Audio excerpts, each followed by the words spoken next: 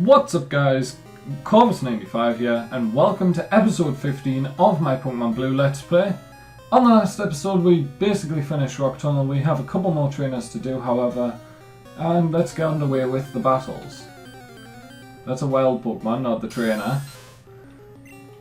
We've battled every single trainer in this tunnel, so we may as well actually battle all of them.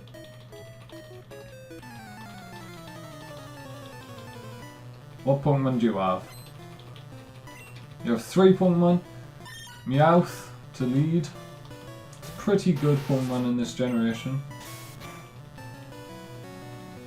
Persian especially. I believe Persian's OU in this gen. Take out the Meowth. We've got to try and conserve some body slams. We are going to switch out into, I was going to say Amethyst, but we'll go out into Lindbergh since it's on full health. Go for the Peck. Should probably take it out. It doesn't, it leaves it with 1 HP basically. Why is Lindbergh the one who always gets poisoned?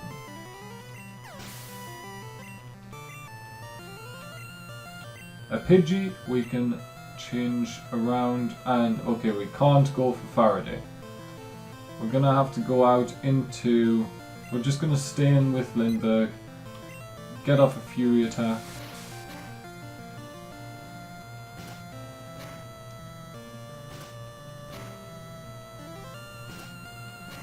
Come on, one more. Yes, we one-shot the Pidgey, means we don't take any poison damage. And we're going to use an antidote quickly on Lindbergh. Get rid of the poisoning. And we'll move on. Wild Pokemon, please don't interrupt.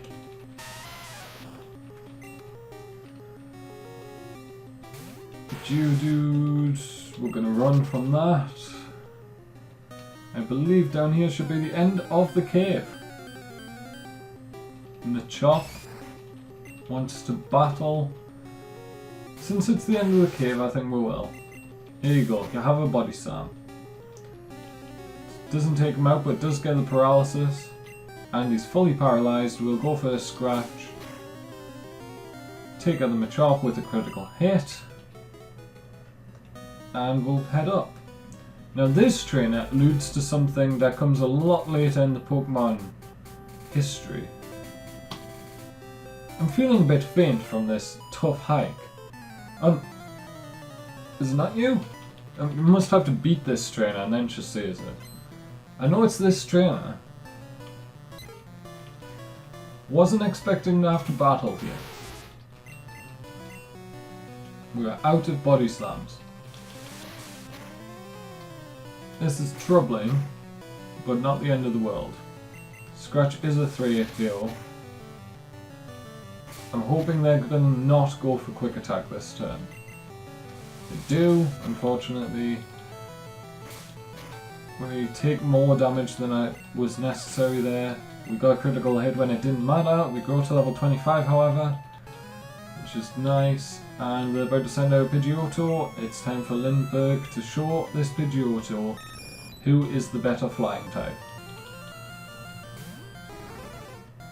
Psst, it's Lindbergh. It's not Pidgeotto. Lindbergh easily outshines this Pidgeotto. We'll get a critical hit on every single one of our Fury attacks, which is always nice. It's a bit overpowered, but the reason like multiple hit moves aren't that bad in Generation 1. Do you see it now? The Pokemon here are so chunky.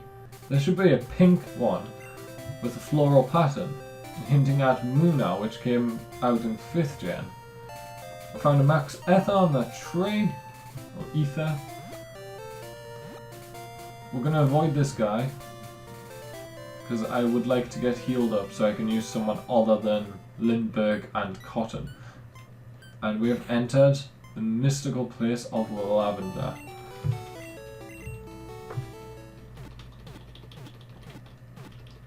Of course, many childhood nightmares came from this town.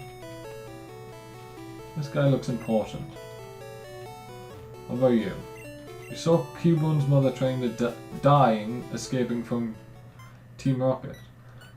Okay, we're going to lead with my Pikachu, Faraday, and we're going to take on the last couple trainers on this route. Or at least this one. I think there's some hikers to the left, but I'll save those for when I want to do some grinding before the 4th gym off camera.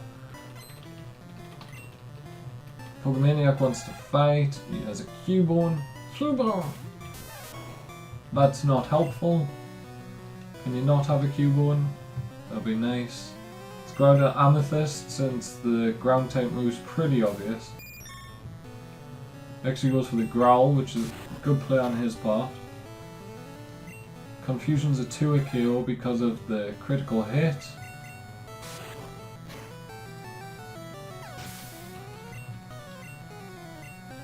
And he has a Slowpoke, of course he does. Every single trainer has a Slowpoke now.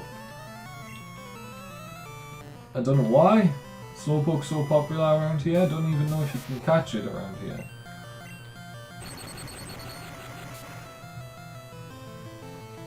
We do a lot of damage there. Confusion is going to do some decent damage to us. 12 damage. We take out the Slowpoke. Faraday is going to grow a level. Come on, Faraday, actually grow a level. It did! Wow! I had a feeling it was going to. I didn't actually know though. Your Pokemon fell at my hand, and we'll go back to Lavender now. So I don't think we can actually do anything with the Pokemon Tower at the minute. I think we need the Self-Scope. I'm going to get some Pokeballs or Great Balls.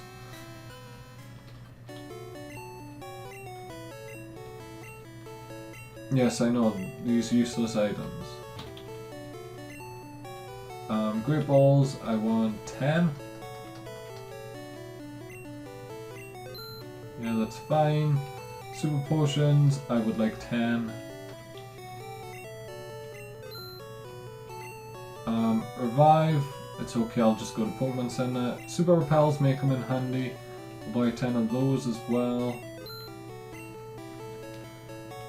And I think we're stocked up on everything else. Do I have anything we can sell? Well, I do have an HP up, which I could sell, but I'll do that off camera, just so you know. This is the name rate, I believe. Or one of these is the name rater. Are you the name rater? I know, multiple people have said that now. You're the name rater. No thank you. So I will rename Bellsprout in between episodes, because it's called Bellsprout at the minute. And we're going to head off onto this route. We're going to lead with Amethyst. It's a bit risky, because there's one Pokemon I want to catch on this route, and we actually need Sandshrew. Because it's a Pokemon in the grass, and the grass is only accessible if you have Cut. Deposit Pokemon. Let's deposit... Ruby's a bit too high at the minute. So let's deposit Ruby, get Seth out.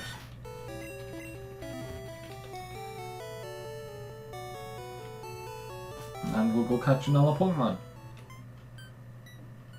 Let's try and avoid trainers. So old man or girl? Girl.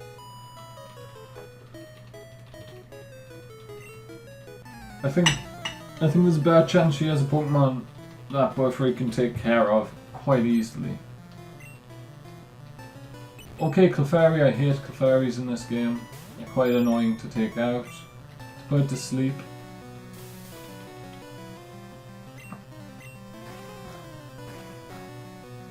And now let's Confusion. See how much it does very little. Which is why I hate Clefairies in this game. Let's go out into Mr. Rossetti. We'll go for the dig. He wakes up, but that doesn't matter. We dig down, he goes for the growl. That almost takes it out. Doesn't, unfortunately. We're going to have to take 5 damage every time.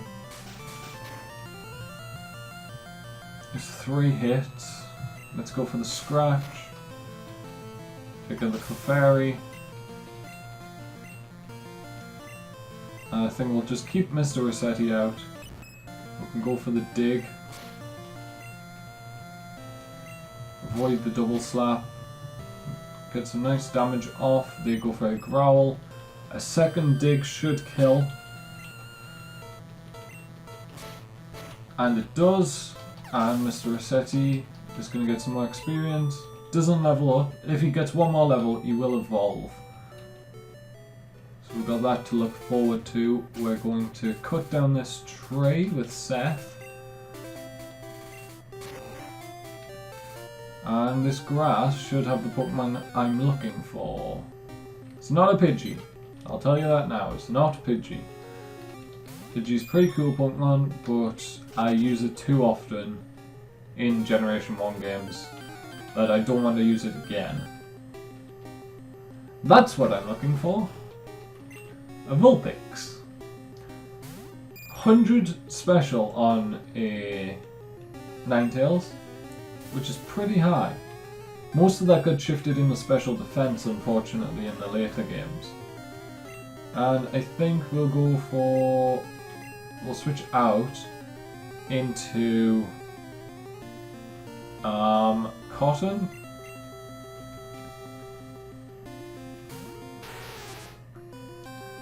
They stay asleep. We'll go for the scratch. It does a decent amount. Does about 65-70%. Not Pokemon. Item. Let's go for the Great Ball. 1 rock, 2 rock, 3 rock. We have caught a Vulpix. Now. Fire. Fire, fire, fire. At the time of birth, it has just one tail. The tail splits from its tip as it grows older. 2 feet tall, 22 pounds, the Fox Pokemon number 37. I think, so we have Ruby, and there's another big team in the Ruby series by Rooster Teeth. Go check it out if you haven't seen it. And their main they have 2 female members, but one of them is quite good at fighting, and it's Pyrrha. So we're going to name Vulpix Pyrrha. I think that's how you spell it. Fortunately, the name reader is right here, if I spelled it wrong. So yeah, that is how you spell it, Pyranikos. And I think we're going to go get Vulpix, and it's going to be our Pokemon we train along with. Because we're going to leave Ruby in the PC for now, because she's a bit too high a level. Because she's level 27, and I'd like to be max of level 28 for the 4th gym.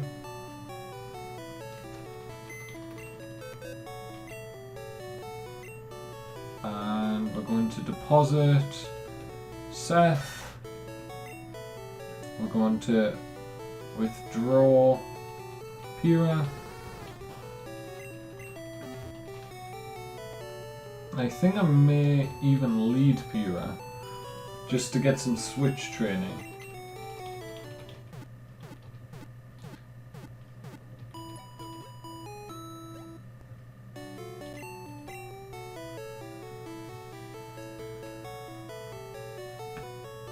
Okay. I'm going to swap Amethyst for Pyrrha.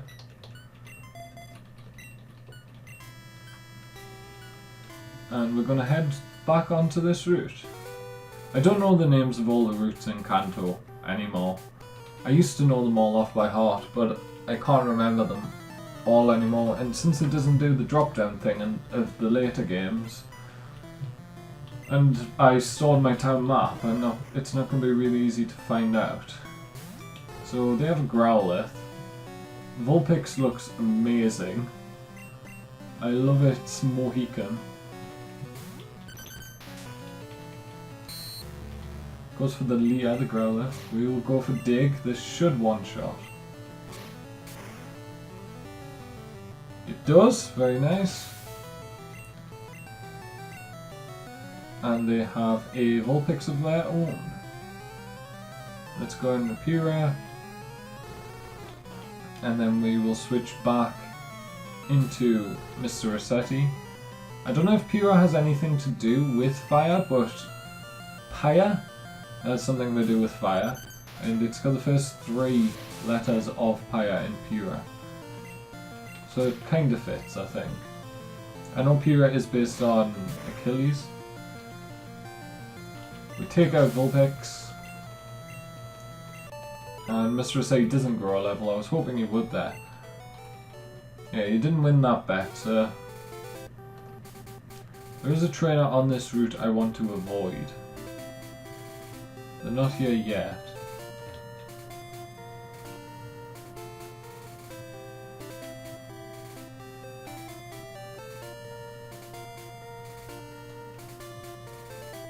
Mr. Old Man here, I want to avoid.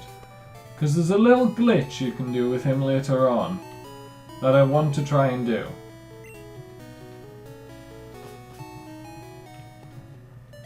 And that might give you some hint on what this Let's Play is eventually going to become. Because there's a certain Pokemon that glitch allows you to get that would be normally unavailable. Actually, I don't think I can actually do what I want to do because I can't trade. Okay, scrap that idea. I was going to complete the Pokédex, but I can't on this game because I can't trade with any of the other games. So we have ended Celadon City. I love the colour that Celadon is. It's a bit straining on the eyes, I have to say. But I think before the end of this episode we will do one more thing. We'll get our final team member. Yeah, our 8th team member we are about to obtain. Deposit Pokemon, we'll put... who's the highest level? Mr. Rossetti. Let's put Cotton in the PC for now. And let's not withdraw anyone. And we're going to go get our final team member. You should at this point know what it is, if you know where I'm heading. Oh look, a back entrance. Up the stairs, up the stairs, up the stairs, and onto the rooftop. I wonder what's in here. It's a Pamphlet TMs. There are 50 TMs in total, 5 HMs as well. Silphgo. You know everything about the world of Pokemon in your Game Boy. Get tougher with your friends and trade Pokemon. Well, I can't trade, so... But I can get an Eevee off you. And I don't have a name prepared for Eevee.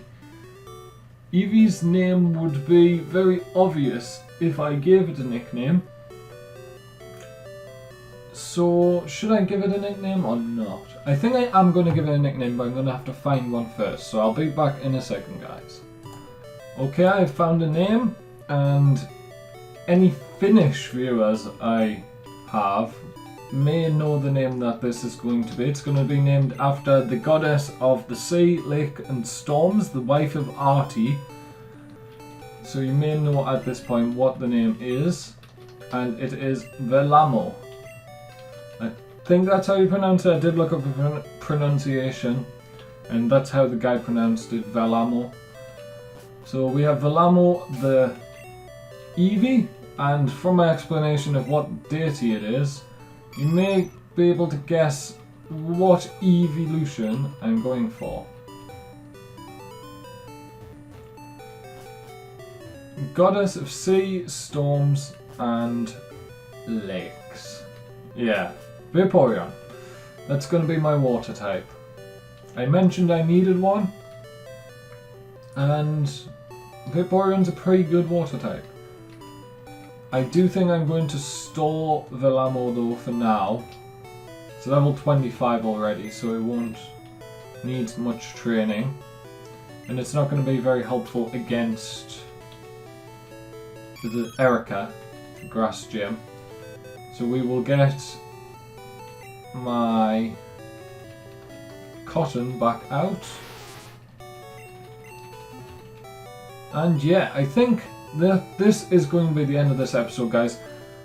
Between this episode and the next episode, I will do some grinding. I will get the entire team, including Velamo and Pyrrha, up to level 27 or 28 in preparation for the gym leader who has 2 level 29s.